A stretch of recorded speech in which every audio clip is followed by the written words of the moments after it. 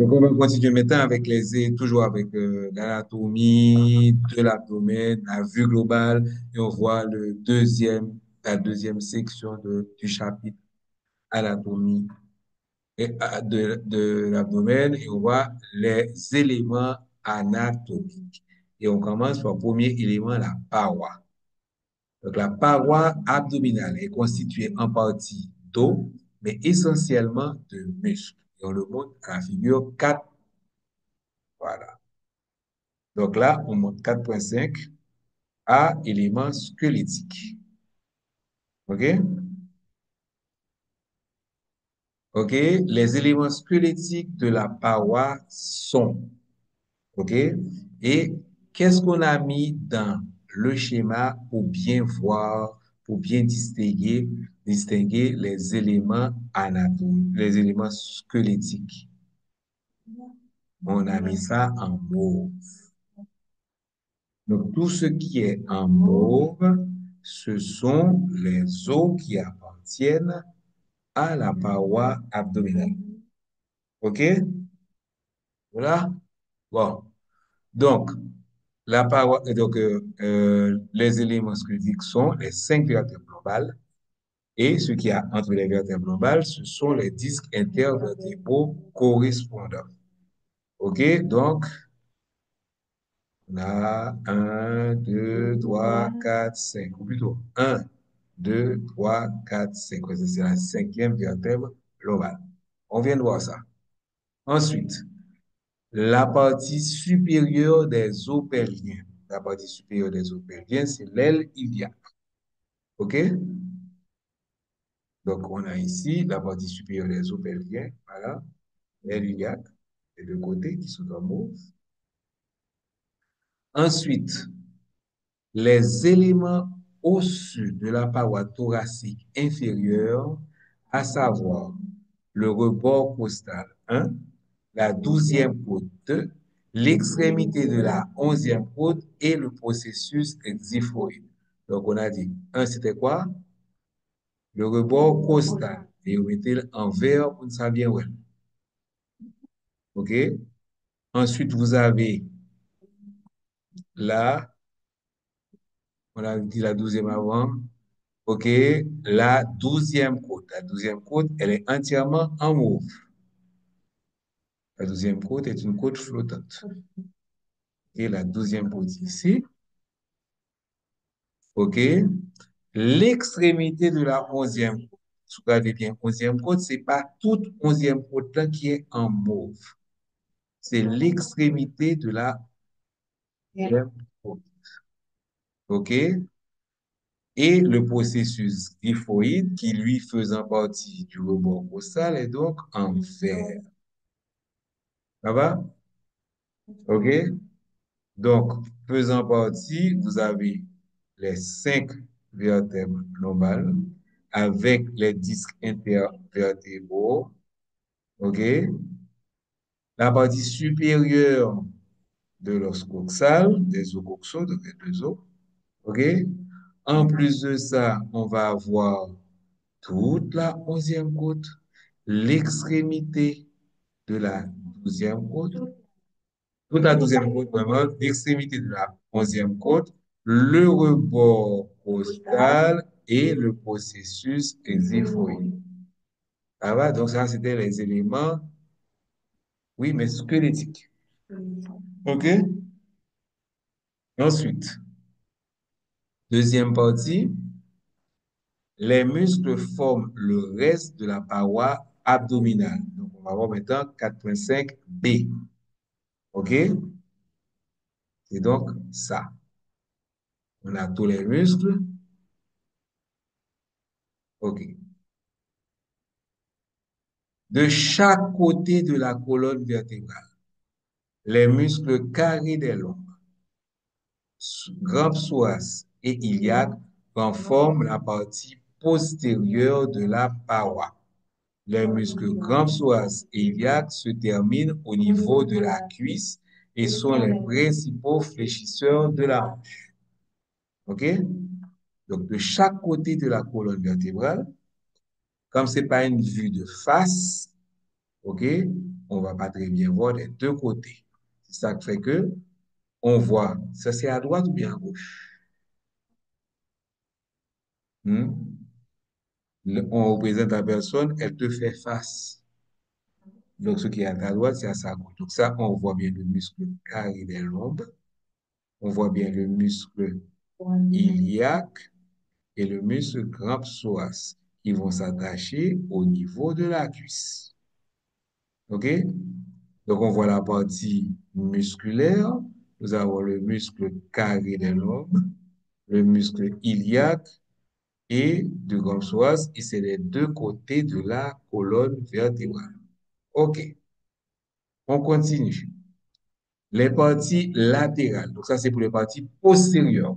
Donc, de chaque côté de la colonne vertébrale, c'est la paroi postérieure qui est formée par le carré des lombes, le grand psoas et l'iliaque. OK, maintenant, les parois latérales. Donc, parois latérales, c'est à côté. Les parois latérales, les parties latérales de la paroi abdominale sont principalement constituées par trois feuillets musculaires qui ont une orientation comparable aux muscles intercostaux. Et ce sont les muscles transverses abdominales, obliques internes et obliques externes. On a trois muscles intercostaux. Là, et chaque on va être différent et on va retrouver ça. Donc maintenant, on va les trouver ici et comme c'est une sous l'autre, on va parler de trois feuillets. OK? À côté. Donc là, on était en postérieur et là, on est à côté. La partie latérale de la paroi abdominale, nous avons trois muscles. Oblique externe, oblique interne et transverse abdominale. Transverse de l'abdomen. Nous t'es dehors, nous t'es derrière, nous passer sur le côté, ou nous allons en avant. En avant, un muscle segmenté. Ça qui est carré là en bas là. C'est le droit de l'abdomen. Il est segmenté, ce sont les segments. OK? Un muscle segmenté, muscle droit de l'abdomen, s'étend de part et d'autre de la ligne médiane de la paroi thoracique inférieure, du haut jusqu'au pelvis. Donc, un petit carré, hein, ouais, un, deux, trois. Donc, les trois carrés, c'est le muscle, ça qui vont voir carré, hein. C'est le muscle droit de l'abdomen. Il va de la cage thoracique au pelvis. OK? Et la continuité structurelle entre les parties postérieures, latérales et antérieures de la paroi abdominale est assurée par un épais fascia en arrière et par de fins feuillets tendineux qu'on appelle les aponeuses issus des muscles de la paroi. Donc, ça veut dire que toute une sac derrière, sac sous côté, sac devant, ils sont reliés entre eux par un vlin. OK, ça nous retirer les nappes va-et-vient parce qu'on est correct. D'un côté, vous avez un épais fascia en arrière et en avant, vous avez les aponeuroses issues des muscles de la paroi latérale. OK?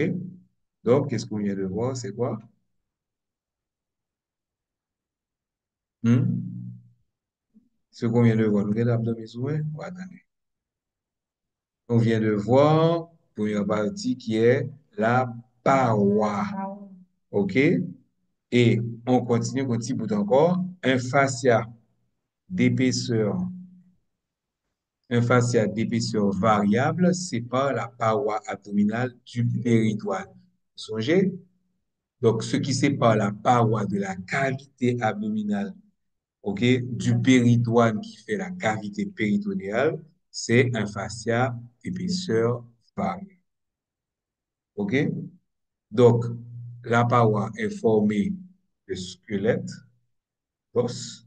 La paroi est formée de muscles et les muscles sont reliés plus ou moins entre eux par des fascias.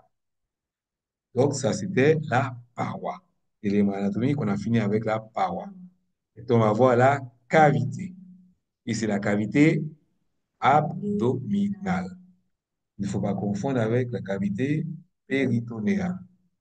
L'organisation générale de la cavité abdominale est telle que le tube digestif central, tractus gastro-intestinal, est appendu à la paroi abdominale postérieure et partiellement à la paroi abdominale antérieure par de fins replis péritonéaux, qu'on appelait, on appelle ça, les mésentères.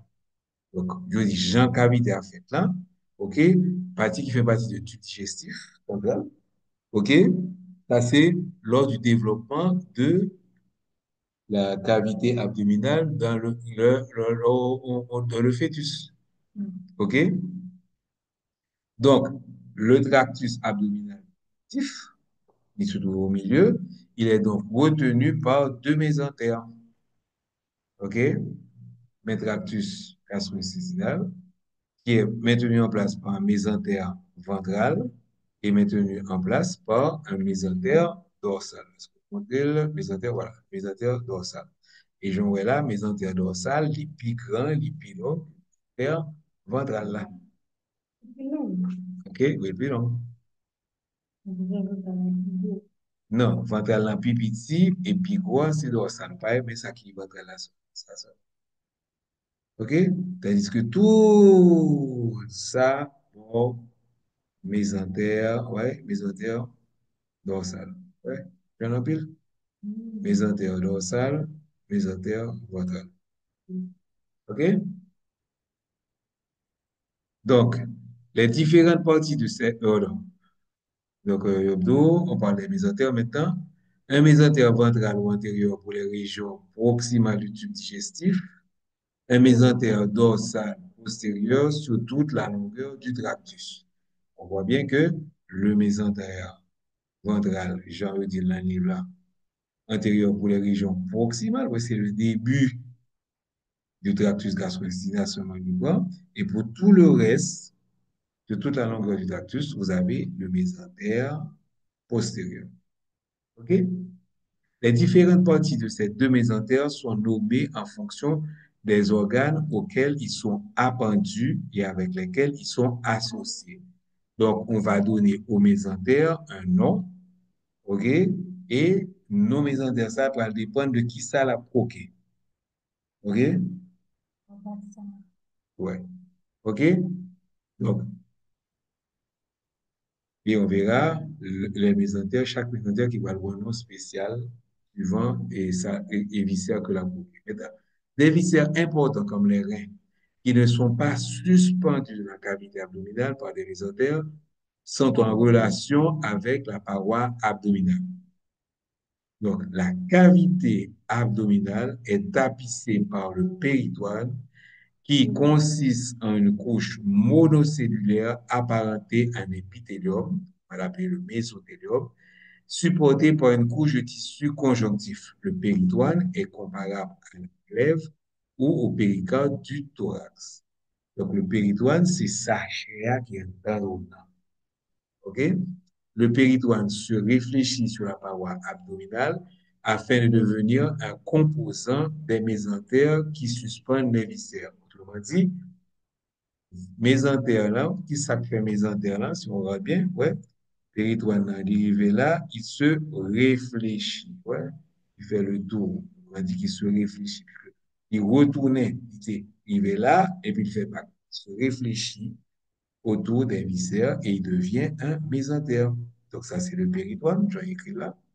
Péritoine qui est accolé à la paroi, donc il est le péritoine pariétal, et il va entourer un viscère, et quand la partie qui entoure le viscère va devenir péritoine viscéral. Le reste du péritoine va coller le rein, on le montre ici, sur la paroi postérieure. OK? Donc, les viscères qui sont OK, qui sont dans la cavité péritonéale, donc les viscères abdominaux sont soit intrapéritonéaux, c'est-à-dire dans la cavité péritonéale, soit rétropéritonéaux, c'est ça, on dit, viscères qui peuvent venir, qui en arrière de la cavité péritonéale et qui vont être entre la cavité péritonéale et la paroi postérieure. OK? Donc, les structures intrapéritonéales telles que les éléments du tractus gastro-intestinal sont appendus à la paroi abdominale par les mésentères.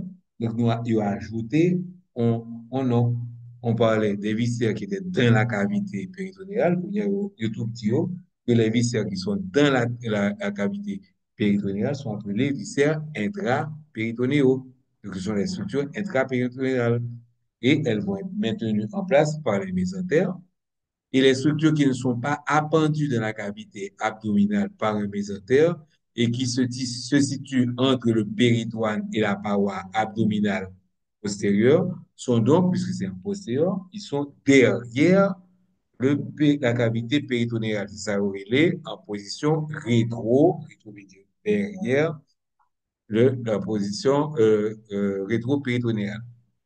Donc, les structures rétro-péritonéales comprennent les reins, les urétères qui se développent dans la région située entre le péritoine et la paroi abdominale et restent dans cette position à l'âge adulte. Se rappeler que schéma ça, c'est chez un fœtus. OK? Ouais, organes pour qu'on finisse développer. Donc, lorsqu'il devient adulte, les reins restent dans la même position. C'est-à-dire que pendant le développement, certains organes, comme les portions de l'intestin grêle ou du côlon, sont initialement appendus dans la cavité abdominale par un mésentère, puis évoluent dans un second temps en position rétro-péritonéale par accolement avec la paroi abdominale. Et pour comprendre ça, il faut ouais, figure 4.7, ce sous pas des figures, là, on pas comprendre, mais ça passe. Hein. Au début, le tractus péritonéal est intrapéritonéal. Et vous avez des éléments qui sont rétro-péritonéales. Et qui s'appelle palpiné ou par une rotation. C'est fait chaque niveau. OK? Et là, vous faites rotation, qui s'acrive, vous pouvez une partie du tractus qui va venir accoler sur la paroi abdominale postérieure. OK? Et partie ça, Calvin disparaît. Donc, secondairement, cette partie du tractus qui était intrapéritonéale devient rétropéritonéale. Vous comprenez? Il était intra d'abord, et à ce moment-là, il était appendu par un mésentère. Il peut faire une rotation, et qu'on y a, il peut venir coller sous paroi postérieure. Mésentère, on va le souder entre lui. Mésentère, ça qu'il a, ou plutôt, et péritoine qu'il a, va disparaître, et en fin de compte, à la fin du développement, l'organe qui était intrapéritonéal vient au périnéal. OK? C'est ça, il expliqué là dans le schéma. Regardez le schéma, on comprend plus bien ça, on dit là. OK? Donc, les gros vaisseaux, les nerfs et les lymphatiques sont en rapport avec la paroi postérieure de l'abdomen au niveau de la ligne médiane. Dans une région où, durant le développement, le péritoine se réfléchit sur la paroi comme le mésentère postérieur qui contient le tube digestif en développement. En conséquence, les branches des structures neurovasculaires pour l'appareil gastro-intestinal sont impaires. Alors, il faut se rappeler que on a tout en double dans le corps du moment que ou gain une à droite, une à gauche. Mais depuis bagay là, l'en mi-temps, ou gon graine. Donc, le gon graine, ou dit impair. OK? Donc, il y a expliqué pour qui ça, ou gon intestin, le gros intestin, ou pas gain un gros intestin droite et un gros intestin gauche. Parce que le l'en mi-temps, c'est virer, puis on va aller à droite, l'autre développer à gauche, mais c'est pour ça que tu n'as qu'un seul intestin. Alors que les reins ne se sont pas développés sur la ligne médiane, tu as deux reins. OK? Donc, c'est ça avec ce là. Donc, en général, les vaisseaux, les nerfs et lymphatiques destinés à la paroi abdominale et aux organes issus des structures rétropéritonéales naissent latéralement des structures, dans le contexte, ça donne, paquet de texte, latéralement des structures neurovasculaires centrales et sont habituellement paires, un de chaque côté. Parce que dès le début, tu as une à droite, une à gauche. OK? Ça va? Donc, ça, c'est un petit peu compliqué, mais là, nous allons l'étudier. Tout le bagage, à comprendre pourquoi il y a une partie Pourquoi il y a une partie qui est à droite, il y a une partie qui est impaire et une partie qui est paire. OK? Maintenant, on va voir la limite inférieure du thorax. Bon, ça, tout petit. La limite inférieure de l'abdomen correspond à la limite inférieure du thorax, lequel est fermé par le diaphragme. OK? Le pourtour inférieur du thorax est constitué par la 12e vertèbre thoracique, la 12e côte, la partie distale de la 11e côte, ça, le rebord costal et le processus xiphoïde du sternum. OK?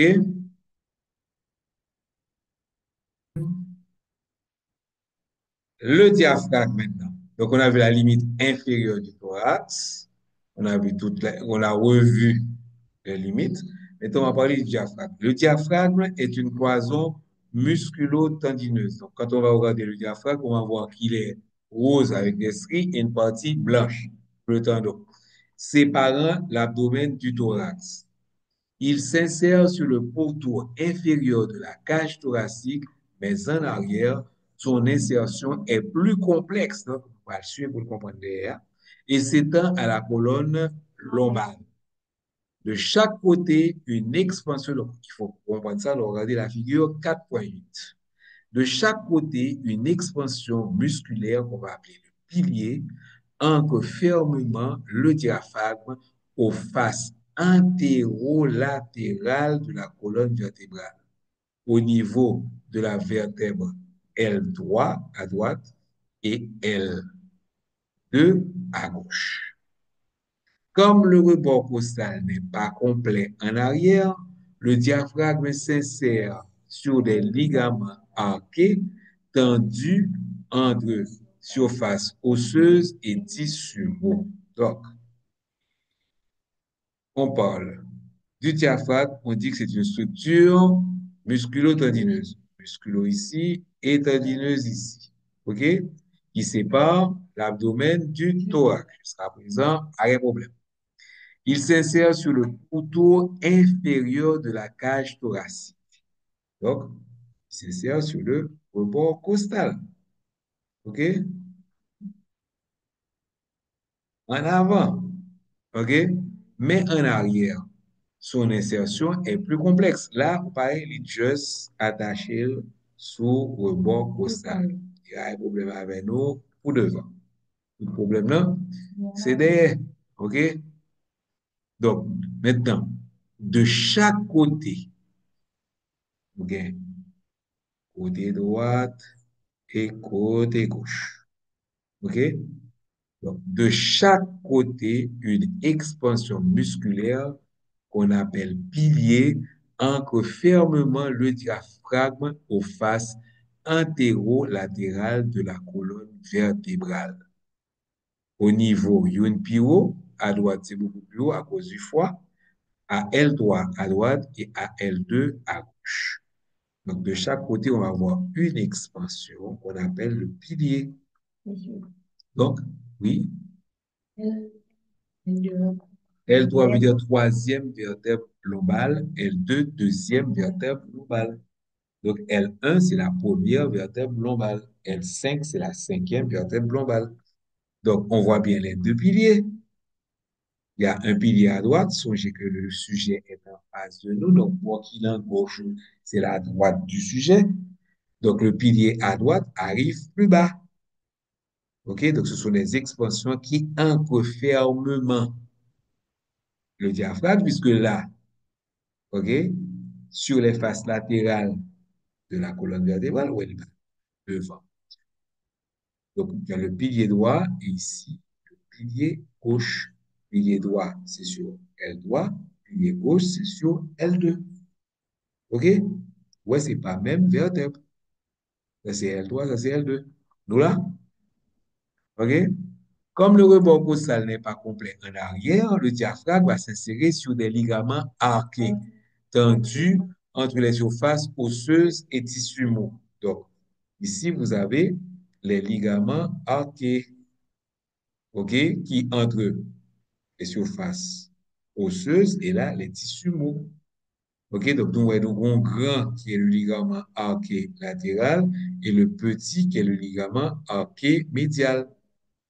OK, latéral et médial, c'est suivant la colonne vertébrale. Donc, ça qui est plus proche du plan médian est appelé médial. OK, donc du milieu. Ça qui est plus loin, voilà, on va le latéral. OK, ça va? Donc, on voit déjà qu'on a deux ligaments arqués parce qu'il n'y a pas de côte pour le croquer, même genre à devant. Donc, ce qui fait que on va le croquer sous et sur les muscles. Donc, on dit, ça s'attache sur les os et les muscles. C'est ce qu'on a dit là. OK?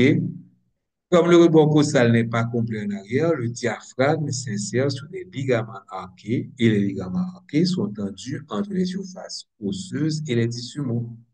Donc, nous avons les ligaments arqués médiaux et latéraux qui croisent le muscle de la paroi abdominale postérieure. Et qui muscle nous avons en paroi abdominale postérieure? On se rappelle, on avait le carré des lombes, le psoas et l'iliaque et s'attachent respectivement aux vertèbres, à l'apophyse transverse de L1 et à la 12e côte. OK? Voici ligament arqué médial et latéral. OK? Mais il pas monté côté marqué, côté taché, puisque les muscles tachent. Et parmi les muscles, qu'est-ce qu'on va retrouver? Les deux muscles postérieurs qui sont le carré des lombes et le grand psoas. C'est ça, on dit là, puisqu'on est en postérieur. Et en fin de compte, nous avons le ligament arqué médian. Comme il est médian, il est au milieu. On se rappelle, ce qui est au milieu, il est impair. Depuis le moment que bagarre dans le mi-temps, il est impair. OK? Donc ça veut dire que le clitoris, il est où ça? En mi-temps. Donc on n'a qu'un seul, il est impair. OK? De même que l'anus est au milieu.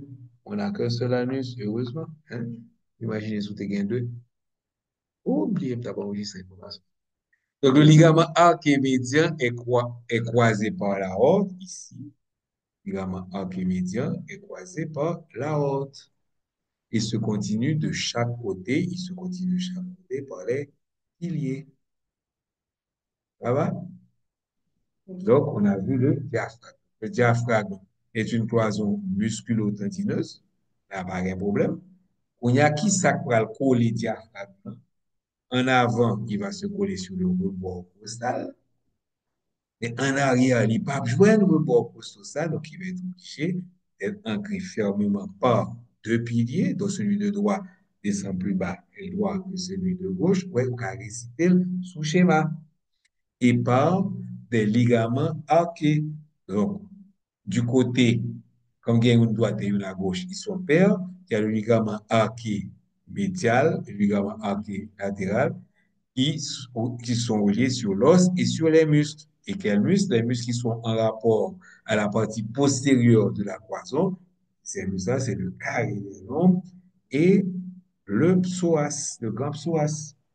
Tandis qu'au milieu, donc il va être impair, nous avons le ligament arqué médian qui est croisé par la horte et qui se continue par les piliers droit et gauche. Ça va? Donc, ouais, nous pas foutis. Kembe, si nous pas Kembe, schéma. L'insertion postérieure du diaphragme s'étend bien plus bas que son insertion antérieure parce que, pour accent, il finit plus haut antérieurement. En conséquence, le diaphragme est un composant important de la paroi abdominale postérieure. Donc, on parle du diaphragme en avant en rapport avec de nombreux viscères abdominaux. Ça va? Donc, on continue. Maintenant, on va dans l'ouverture supérieure du bassin. Rappelez-vous, on voyait les éléments anatomiques. Donc, éléments anatomiques, on a vu, il faut toujours faire un petit résumé. Donc, la première partie des éléments anatomiques, on a vu la paroi, il y avait une partie postérieure, une partie latérale, une partie intérieure. OK? La paroi va délimiter quoi? Une cavité. OK? Et cette cavité, on a fini par voir qu'il y avait des éléments qui étaient intra-péritonéales et des éléments qui étaient rétro-péritonéales. OK?